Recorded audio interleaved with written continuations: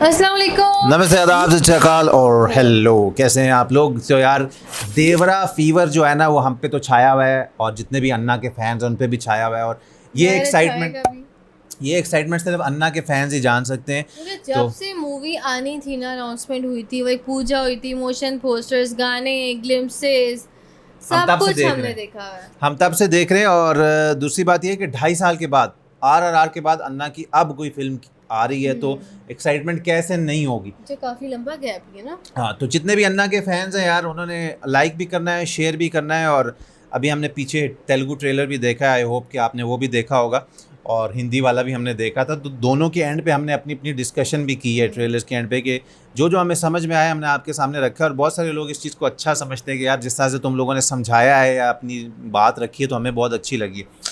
आज हम लोग जी हिडन डिटेल्स थोड़ी सी समझने वाले हैं देवरा के ट्रेलर की, जो कि कुछ चैनल्स होते हैं जो चीज़ें शायद हमने नोटिस ना की उन्होंने नोटिस की, और कभी कभी वो चीज़ें ठीक निकलती हैं, कभी कभी एक गैस हो जाता है लेकिन नहीं ठीक निकलती, लेकिन मज़ा आने वाला है। तो मिस्टर फिल्मी चैनल से हमारे पास ये वीडियो है। Did you notice this in Devara trailer? Lord of fear, NTR, Saif Ali Khan, Janhvi Koratala Siva. तो देखते हैं इन्होंने क्या नोटिस किया है जो हमने ना किया हो। और मुझे लगता है वो पॉइंट ये ज़रूर डिस्कस करेंगे जो वो आदमी आता है कवर्ड ना, तो वो कौन है ये ज़रूर डिस्कस करेंगे। बाकी हमें तो नहीं सुना था कि इसमें कोई गेस्ट अपीयरेंस भी होनी है। हाँ, बाकी देख लेते हैं, देखने के बाद करेंगे डिस्कशन। Stay with us।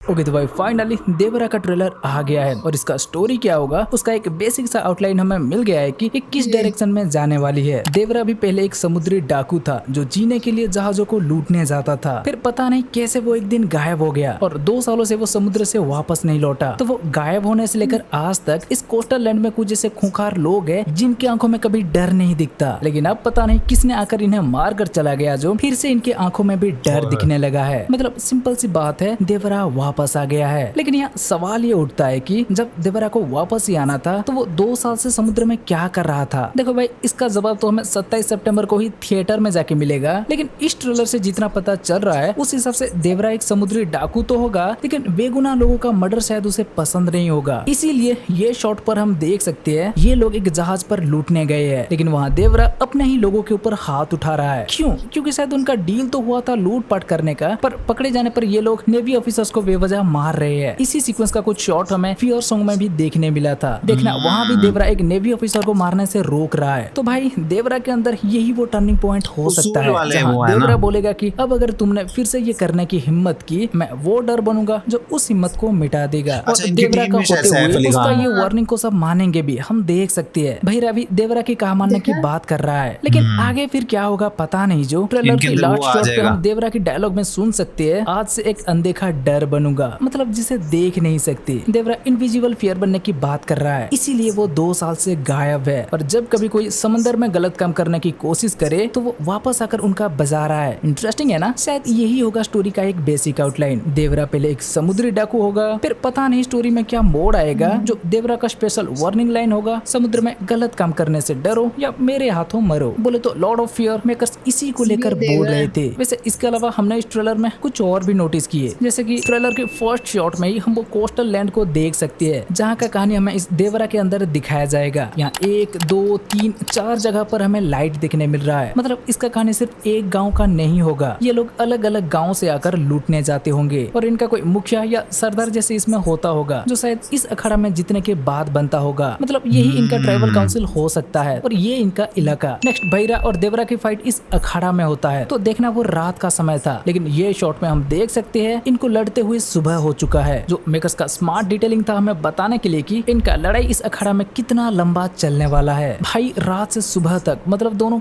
काफी शक्तिशाली है। नेक्स्ट इस लड़ाई के दौरान हम देख सकते हैं भैरा के हाथ में एक खंजर का टैटू है और वैसा ही सेम टैटू हम लंबे बाल वाले भैरा के हाथ में भी देख सकते हैं। मतलब यहाँ NTR एनटीआर की तरह इसमें बहिरा का भी डबल रोल नहीं होने वाला, वो एक ही है। बस देवरा के टाइम वो काफी छोटे बाल रखता था और अब देवरा के बेटे के टाइम वो बाल बढ़ा चुका है। टैटू के साथ इसका खंजर भी देखो जो आज ये इस्तेमाल करता है, पास्ट में भी उसके पास वो दिख रहा था। लेकिन यहाँ नोटिस करने वाली बात ये है कि देवरा के टाइम तो बहिरा उस गाँव में भी दिख रहा था, लेकिन इस लंबे बाल वाली लुक में हम कहीं भी बहिरा को गाँव के अंदर नहीं देख पाते। तो क्या ऐसा हो सकता है उस लड़ाई के बाद बहिरा को उस गाँव से निकाल दिया हो और उस वजह से बहिरा देवरा को मारना चाहता हो? आपको इसके बारे में क्या कहना है हमें कमेंट करके बताओ। नेक्स्ट, देवरा के साथ ये फाइट से पहले जब ये गुंडे लोग पानी में छिपते हुए आ रहे थे तब हम यहाँ देख सकते हैं शार्क का एक स्केलेटन भी है और यही शार्क का स्केलेटन हमें देवरा के बेटे के टाइम भी दिख रहा है। लेकिन इंटरेस्टिंग बात ये है कि ये स्केलेटन को आगे तब दिखाया जाता है जब देवरा का बेटा भी एक शार्क को पकड़ के ले आता है। तो क्या ऐसा हो सकता है इस बार के बेटे के जैसे पहले देवरा ने भी इस शार्क को पकड़ के लाया हो, इसीलिए उसका निशानी के तौर पर अभी तक उसे यहाँ रखा गया हो? क्योंकि इसमें स्केलेटन एक और जगह भी दिखाया गया था, ह्यूमन स्केलेटन समुद्र के अंदर, और उनके मरने की वजह देवरा था। तो क्या पता इस शार्क के मरने के पीछे भी, पता नहीं भाई, बस इसे नोटिस किया तो बता दिया। ऐसा भी हो सकता है कि ये शार्क खुद मर के इस तट पर पहुंच गया हो। आपको क्या लगता है हमें कमेंट करके बताओ। और इसके बाद देवरा के बेटे के कैरेक्टर, हाँ पहले वो इसमें हमें डरा हुआ दिख रहा था, अपने पापा जैसे हिम्मत वाला नहीं लगता, लेकिन ये हम सब जानते हैं वो आगे जाकर अपने पापा के जैसा ही बनने वाला है। ये शॉट और ये पोस्टर उसका गवाह है, वो हथियार उठा चुका है। तो क्या